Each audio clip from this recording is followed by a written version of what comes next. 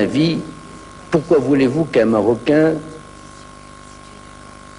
se mette vraiment au garde à vous, intérieurement et extérieurement, en écoutant l'hymne hollandais? Pourquoi lui demander,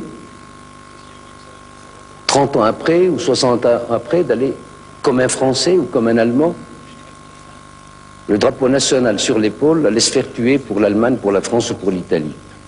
À mon avis, c'est même immoral. On ne peut pas avoir de drapeau.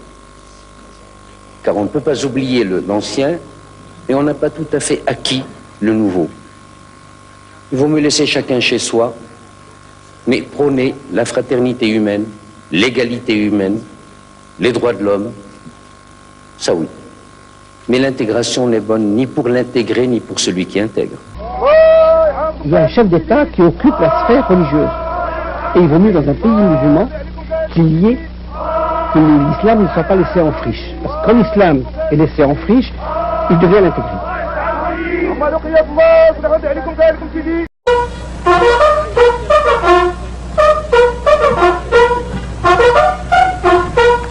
Le Maroc est un cas à part. C'est l'une des monarchies les plus vieilles du monde, plus ancienne que la britannique. Le roi régnant n'est pas issu d'un coup d'État. Les Marocains disent qu'on est mieux chez eux que dans les autres pays arabes.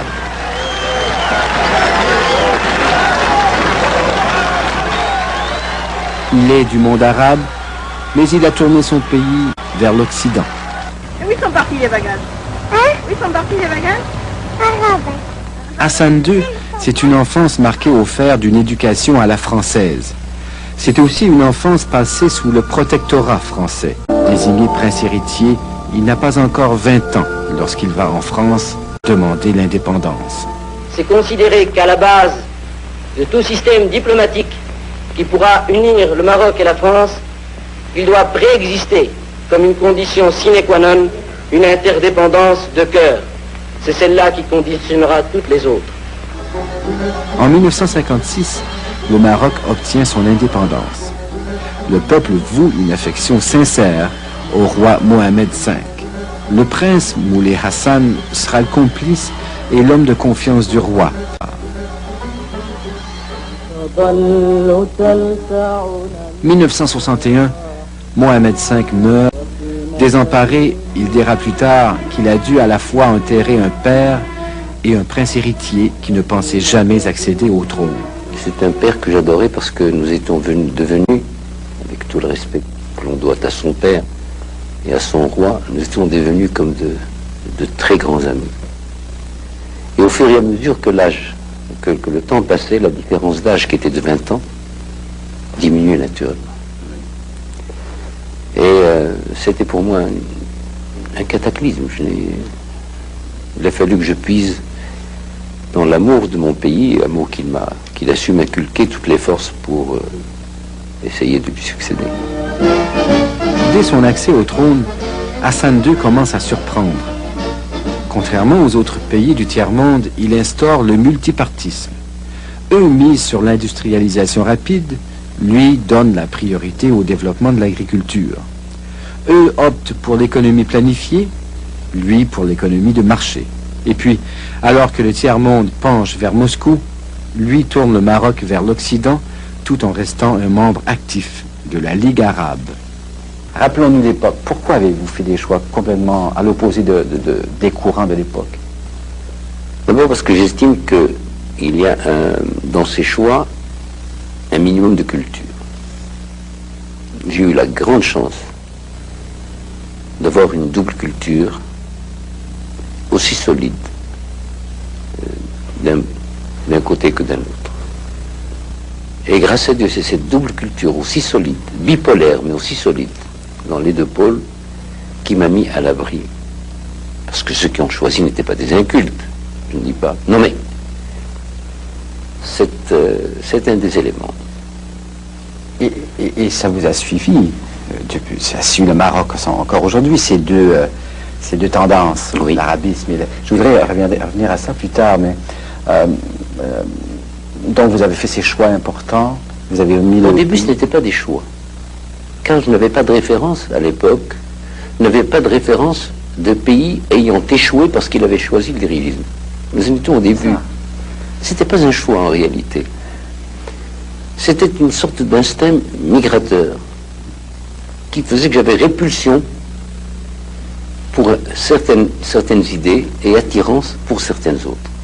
Le 10 juillet 1971, grandiose réception pour son anniversaire. Au moment où cette photo est prise, plus d'un millier de cadets de l'armée fait route vers le palais. C'est ce militaire, le général Medbourg, qui tente un coup d'État. Hassan II survit miraculeusement à cette tuerie qui se termine dans la confusion. Les funérailles des victimes du coup raté en préparent d'autres. Encore un militaire, le général Oufkir, ministre de la Défense, proche collaborateur de Hassan II, qui mènera lui aussi un autre coup d'État. Un an plus tard, la chasse marocaine, sous les ordres d'Oufkir, tentera d'abattre en vol l'avion du roi qui est de retour d'un voyage en France. Ici aussi, il survit par miracle. Ça fait 20 ans maintenant. Est-ce que vous éprouvez encore beaucoup d'amertume envers la trahison de certains de vos conseillers? Certains qui étaient des collaborateurs assez proches, je pense au général Oufkir, mais aux autres aussi. 20 ans plus tard, est-ce qu'on garde? Oui, mais alors, on ne peut pas. Déjà, quand on est... Tout homme a son double. Nous sommes tous des schizophrènes ou des gens ayant l'ubiquité, mais grâce à Dieu, qu'est-ce que l'équilibre? C'est le fait que nos passions contradictoires n'arrivent pas à l'exacerbation. Nous sommes tous contradictoires les uns avec les autres. Autrement, on s'ennuierait au fond de nous-mêmes. Oui. Alors, il y a l'homme qui a souffert de l'ingratitude. Mais il y a le roi du Maroc qui s'est dit, bon, nous avons essuyé 2 cyclones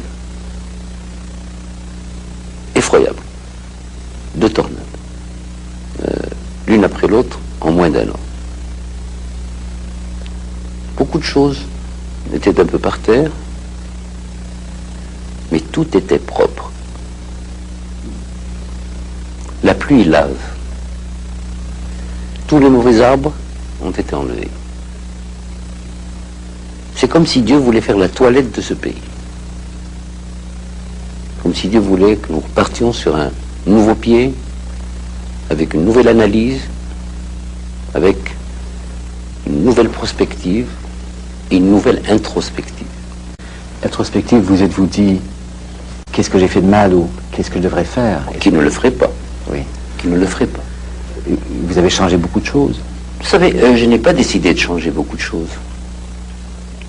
Je me suis dit que dans mon cheminement, j'ai laissé mon instinct me faire changer un certain nombre de choses. Mais je n'ai pas prétendu changer la nature humaine, car il y a eu des ingrats, il y a des ingrats, et il y aura toujours des ingrats. J'estime que les meilleures démocraties sont celles qui se mettent à l'abri, tout en étant dans le multipartisme, qui se mettent à l'abri d'un pluralisme échevelé. Un bon bipartisme. Avec ses nuances, d'un côté comme d'un autre, qui amène l'alternance d'elle-même. Oui, ben comme Canada aux États-Unis. Canada comme les États-Unis, comme l'Angleterre. Au Canada, dernièrement, il y a une émergence des petits partis régionaux. Enfin, je souhaite que vous... Je ne veux pas m'immiscer dans vos affaires, mais ça faciliterait tellement les choses pour les Canadiens que de revenir à une bonne bipolarisation. Comme ça, on ne se perd pas dans les rues. Je suis païen, Dieu me pardonne, que lorsqu'il s'agit de mon pays, et je suis païen aussi lorsqu'il s'agit de mes compatriotes et de mes concitoyens. Je les aime trop pour leur en vouloir. Et je pense qu'ils me rendent les mêmes sentiments. Disons que ce n'est pas encore le moment. La politique, c'est comme les récoltes. Il leur faut leur temps. Il y a parfois des sécheresses aussi. Aussi. La 4e est restée au lit, elle dort encore. Elle dort encore. Mohamed V disait que les relations entre le roi et le peuple du Maroc étaient à la fois conflictuelles et affectueuses. Hassan II vit cette relation particulière avec les Marocains depuis maintenant 33 ans. Parfois, vous vous inquiétez ou vous interrogez sur la voie que suivra le prince héritier. savez, il y a plusieurs écoles dans ce domaine, mais pour celle, lorsqu'il s'agit d'un père, il n'y a qu'une seule école. On est toujours là, attentif, en disant, je souhaite qu'il fasse un bon parcours. Je passe mon temps à lui dire une chose, parce qu'il n'est pas facile de succéder à Mohamed V. Je passe mon temps à lui ressasser cette phrase de Pascal, le style, c'est l'homme. Je lui dis, je n'aurais pas dévié de ce qu'aurait fait mon père, que Dieu ait son âme, mais je l'aurais fait à ma façon. En essayant de singer mon père, parce que je l'aurais singé, je ne l'aurais pas imité. Il avait son style à lui. J'aurais certainement tout raté, je m'excuse du terme. Ce qui est important, c'est le but, la façon éducative et vertueuse. Mais le style, c'est l'homme.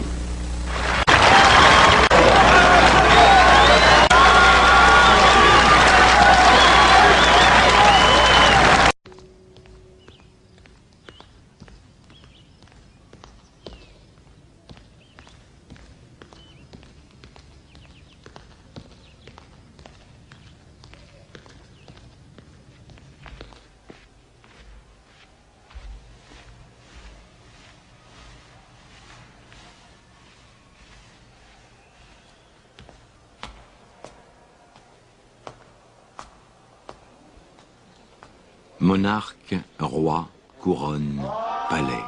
Autant de mots qui suscitent des images et évoquent des mystères. Qu'est-ce donc que le métier de roi? Et qui est Hassan II? En général, je commence ma journée assez tôt, à partir de 9h15, 9h30. Je commence à travailler pendant mon petit déjeuner. Et par la suite, vers les 10h30, je prends un exercice physique quelconque. Quand je peux monter à cheval, je monte à cheval. Quand je ne peux pas, je joue au golf.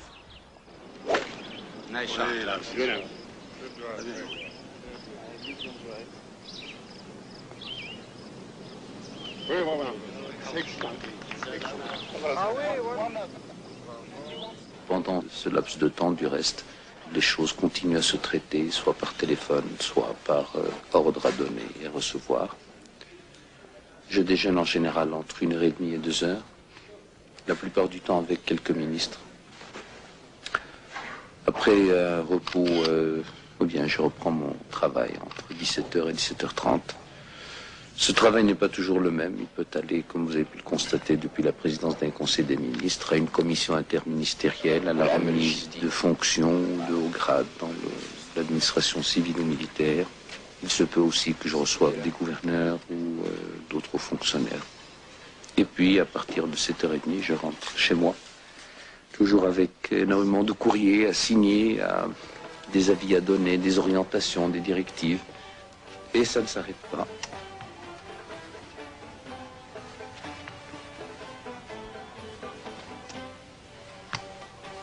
Quel est le personnage du roi Hassan II? Il est certain que ce personnage change beaucoup, tant vu par soi-même, selon les états d'âme et les moments, que vu par les autres. Et même en pleine subjectivité, le sujet ne peut pas être analysé de la même façon ni sous tous les angles. Par exemple, quand je me juge et que je juge mes actes, ça dépend du moment, du cadre, de l'heure de la journée, du travail accompli, des problèmes en suspens, de la façon dont certains ont été résolus. Il est certain que le jugement n'est pas toujours le même.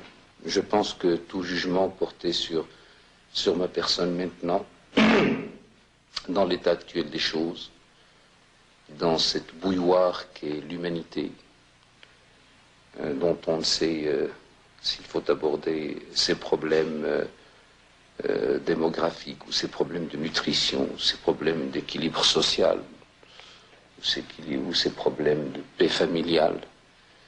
Il est certain qu'on voit mal le cheminement que peut faire un petit navire sur cette bouilloire. Mais l'humanité ne peut pas permettre, dans cette deuxième moitié du XXe siècle, de porter un jugement quasiment définitif sur un responsable à l'échelon étatique. Très tôt, tant à l'extérieur qu'à l'intérieur du royaume, Hassan II doit affronter les risques du métier. La frontière entre l'Algérie indépendante et le Maroc demeure incertaine. Elle est à l'origine de la guerre des sables qui, en 1963, les opposera dans la région du Tindouf, près des marches sahariennes. Le retrait des troupes marocaines laisse entier le contentieux. En 1965, Mehdi Ben Barka, leader prestigieux de l'opposition marocaine, disparaît à Paris. On pointe du doigt le ministre de l'Intérieur, le général Oufkir, et une crise diplomatique éclate entre Rabat et Paris.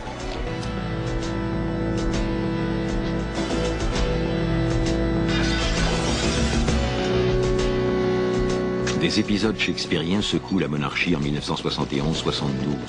2 complots, 2 putschs militaires visent à supprimer le roi. Lors d'une réception au palais de Skhirat en juillet 1971, des conscrits tirent aveuglément sur tout ce qui bouge. Hassan II s'en tire indemne.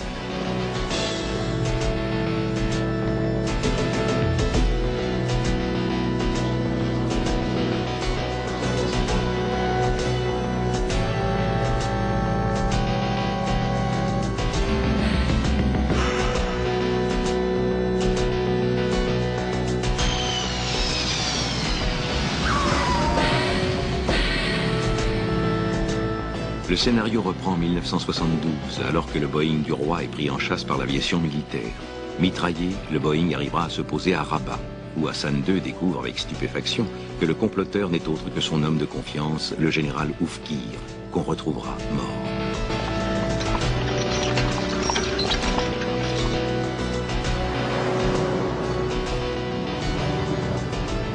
Vous avez été souvent déçu, trompé, trahi même. Vous savez, comment expliquez-vous ces trahisons? Vous savez, il est déjà tellement difficile d'expliquer ce qui se passe en soi qu'il serait prétentieux de décrire ce qui peut se passer dans l'esprit d'autres personnes. D'autant qu'il y a certains noms dont je préfère ne pas parler. L'amitié est une chose nécessaire. Un homme qui n'a pas d'amis n'est pas un homme. Et je préfère encore, personnellement, être victime d'une amitié plutôt que d'être l'assassin d'une amitié. Je préfère que... Je ne dis pas que ce soit du masochisme, mais je préfère qu'il soit dit que j'ai été trahi plutôt qu'il soit dit que j'ai trahi une amitié. Je sens personnellement que je ne suis pas moi-même dans un certain nombre d'interviews que j'ai accordées depuis 1 an ou 2 ans. Je ne suis pas moi-même parce que j'ai l'impression, vraie ou fausse, que il y a une sorte de curiosité un petit peu morbide, comme celle de ceux qui vont au cirque, pour voir un petit peu de près ce phénomène qui a échappé 2 fois d'une façon miraculeuse à ce que les ordinateurs auraient barré d'un seul coup. J'ai horreur d'être la vedette, j'ai horreur d'être interviewé, j'ai horreur d'être sollicité parce qu'il y a un événement qui amène la curiosité des gens. Étant personnellement très respectueux de la vie des autres, je n'aime pas le côté exhibitionniste. D'autres auraient tout fait au lendemain de ce qui leur est arrivé pour payer les gens et qu'ils viennent le voir. Je peux vous assurer que j'ai été personnellement tellement déçu par certaines presses que je suis prêt à payer pour que personne ne vienne plus me voir. Pensez-vous que le général Oufkir est trempé dans le complot de Skhirat et dans la négative? Comment Mais d'une façon générale, je peux vous dire une chose, c'est que tout le monde, toute la presse française s'est posé la question. Comment est mort Oufkir? Pourquoi est mort Oufkir? Qui a tué Oufkir? Mais aucun d'eux ne s'est posé la question, comment allait mourir Hassan II? Le roi Hassan II a rejeté le recours en grâce. 15 de ses prisonniers ont été exécutés ce matin à la prison militaire de Kénitra au Maroc. Accusés de subversion, ils avaient été condamnés à la peine capitale en août dernier. 16 condamnations à mort avaient été prononcées. Le 2e procès de Kénitra s'était ouvert en juin dernier. Contrairement au procès relatif à l'affaire de Skhirat ou au mitraillage du Boeing du roi Hassan II en août 1972, les 159 inculpés n'étaient pas des militaires, mais surtout des intellectuels et des paysans. On ne leur reprochait pas un acte précis, mais plutôt la flambée d'agitation qui avait traversé le Maroc 3 mois auparavant. Vous êtes partisan d'être toujours au milieu de votre peuple? Vous savez, ce contact constant, cette sensation de n'être qu'un, c'est la seule raison parfois, au milieu des grandes tempêtes et des injustices, c'est certainement la seule et unique raison qui fait que l'on veut encore rester là où on est. S'il n'y avait pas cela, j'estime que tout homme peut vivre n'importe où, n'importe comment. Donc je ne me sens pas condamné, de par mes habitudes ou de par mes goûts, à vivre comme je vis. Je pourrais parfaitement vivre autrement. Mais ce qui me maintient là où je suis, c'est parce que je sens que je suis utile à mon peuple.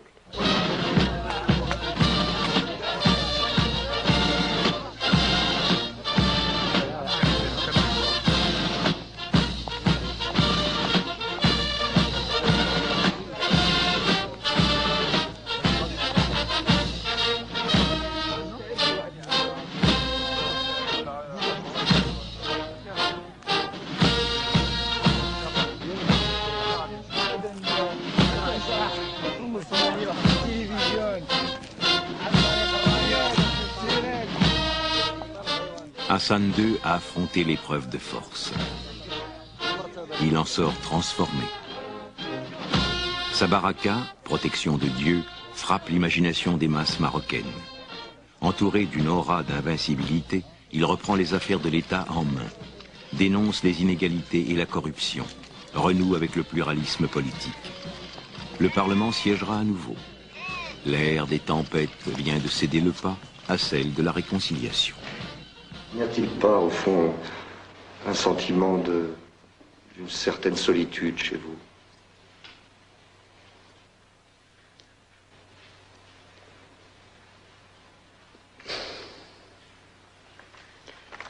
Oui, dans un sens. Dans un sens que on ne peut pas tout vulgariser. Certes, la démocratie veut dire et signifie qu'il faut mettre le maximum de monde dans le coup et dans le bain. Il faut le faire. Et il est certain que plus on peut associer de personnes à la conception de la chose, mieux cela vaut, parce que personne ne peut prétendre avoir la science infuse. Mais également, il faudrait les associer au maximum dans l'exécution. Et pour qu'ils exécutent intelligemment, il faut qu'ils aient compris le maximum. Or, les uns comprennent, d'autres ne veulent pas comprendre, et d'autres, enfin, ne peuvent pas comprendre. Tous les partis marocains se disent démocrates. Tous se disent démocrates. Et nous n'avons au Maroc, à ma connaissance, aucune force politique qui condamne ouvertement la démocratie. Mais, en fait, certains dirigeants de partis politiques ont un comportement antidémocratique. Mais je peux vous dire une chose, et je vous assure que je vous donne ma parole d'honneur que c'est la vérité. Que s'il n'y avait pas Sa Majesté, réellement, une affection que j'ai pour Sa Majesté, parce qu'il a des côtés qu'on ne connaît pas. Je ne serais pas ici à être dans un gouvernement. Parce que ça ne m'intéresse pas, ce gouvernement-là. Je le combattrai pour le faire tomber, pour essayer de prendre sa place par la force. On ne peut donner tout pouvoir à une fraction de l'opinion publique, ou à un parti politique, ou à un groupe de partis politiques, en dehors de tout garde-fou qui serait le Parlement, donc de représentation populaire, et en dehors de tout critère concernant leur représentativité. Eux-mêmes le comprennent du reste. Certes, il est certain qu'ils se rendent compte que les problèmes sont complexes, qu'il est plus facile de rester dans l'opposition que d'être en première ligne.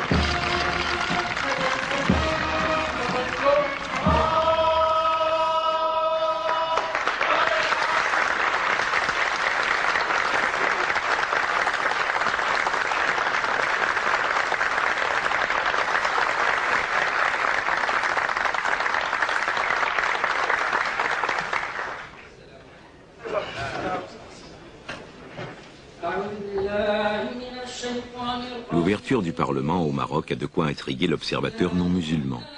Ici, la prière est de rigueur. Elle est à la fois acte de foi, allégeance au trône alaouite, à Dieu et au prophète Mohammed, qui sont les fondements de la monarchie marocaine.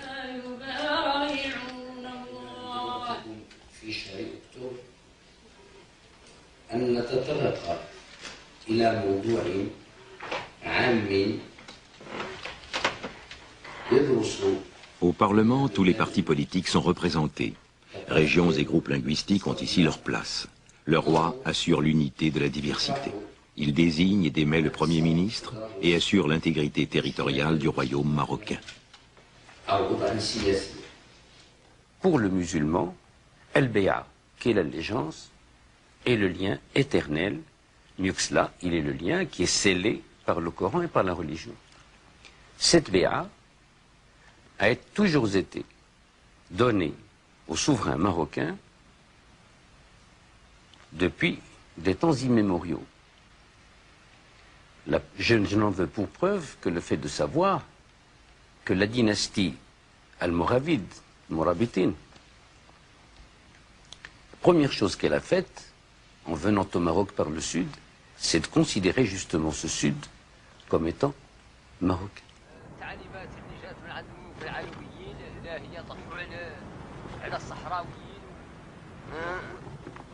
نعم لنا يا طيبة عندك يا ترى إليها لنا يوما يكون وصول نقيل أرضا مسها قدم الذي سحبت فوق السماء ذيول صار راحلا للعرش في بعض ليلة وعدا له بعد القبول قفول نبي جميع الأنبياء محمد نعم ولكل. Ici, dans les confins du Sahara, comme dans les cités impériales, l'allégeance au roi est le pacte d'alliance qui a cimenté les diverses composantes du peuple marocain. Le sud marocain est chargé d'histoire. C'est de là que sont issues de prestigieuses dynasties marocaines, dont celle des Alaouites.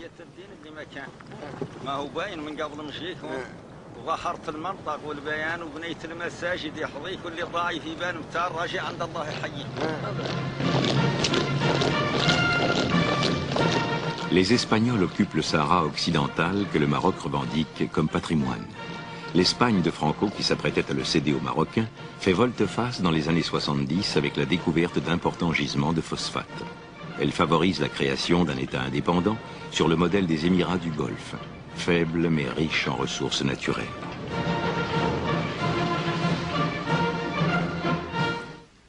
Le drame du Maroc, c'est que lorsqu'il a été colonisé, il n'a pas eu affaire à un seul colonisateur. Nous avons été colonisés par deux colonisateurs, les Espagnols et les Français. Si nous avions eu la chance d'en avoir qu'un, nous aurions soldé de tout compte notre affaire du nord au sud. Malheureusement, il nous a fallu négocier le protectorat français, ensuite le protectorat espagnol sur la zone nord, par la suite enlever à Tanger son statut international pour la souveraineté marocaine. En quatrième lieu, il nous a fallu redescendre sur Tarfaya morceau par morceau, parce que comme vous connaissez, le général Franco était un homme très dur à la compréhension de la décolonisation. Quelques années plus tard, c'était Sidi Ifni. Et enfin est resté le gros morceau du Sahara, que nous avons nous-mêmes introduit aux Nations Unies au lendemain de notre indépendance. Le 16 octobre 1975, la Cour internationale de justice rend son arrêt répondant aux deux questions posées. Le Sahara était-il terre sans maître? Non, répond la Cour. Existait-il des liens juridiques entre le Sahara et le Maroc? Oui, il existait des liens d'allégeance entre le Sahara et le Maroc. La réclamation du Maroc est donc juridiquement fondée. Et le soir même, Sa Majesté Hassan II surprend le monde en prononçant son discours. Le roi Hassan II du Maroc poursuit son séjour privé en France dans le cadre des consultations directes qu'il a régulièrement avec le président Giscard d'Estaing. Le roi Hassan II était tout à l'heure à l'Élysée. Sur place, Alain Chailloux.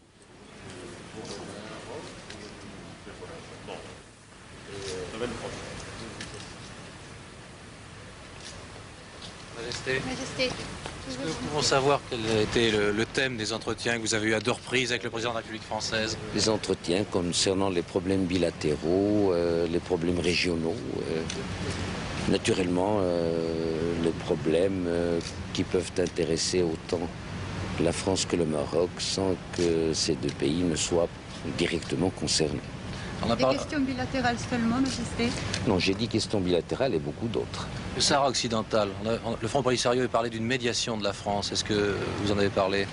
Je pense que la France serait disposée à jouer un rôle de paix, mais jusqu'à présent, personne ne lui a demandé et nous ne lui avons pas demandé. L'Espagne, Majesté. Quelle Espagne? Vous n'avez pas discuté des problèmes de l'Espagne? Nous nous sommes réjouis que les choses se soient bien déroulées et que l'Espagne s'engage dans une ère nouvelle. Vous venez de proposer une rencontre au sommet avec l'Algérie. C'est un geste de bonne volonté? Vous pensez qu'il va être suivi des faits? Vous savez, quand on a un très bon dossier, on ne se sauve jamais d'une rencontre ou d'un arbitre ou d'un arbitrage. Alors, voilà. L'Algérie réagit tout de même sévèrement à votre visite en France. Ils disent que vous êtes venu chercher à la fois des conseils et des armes pour poursuivre la lutte. Qu'est-ce que vous en pensez? Eh bien, l'homme sage est celui qui vient toujours chercher des conseils d'abord. Les armes, on en trouve partout. Merci.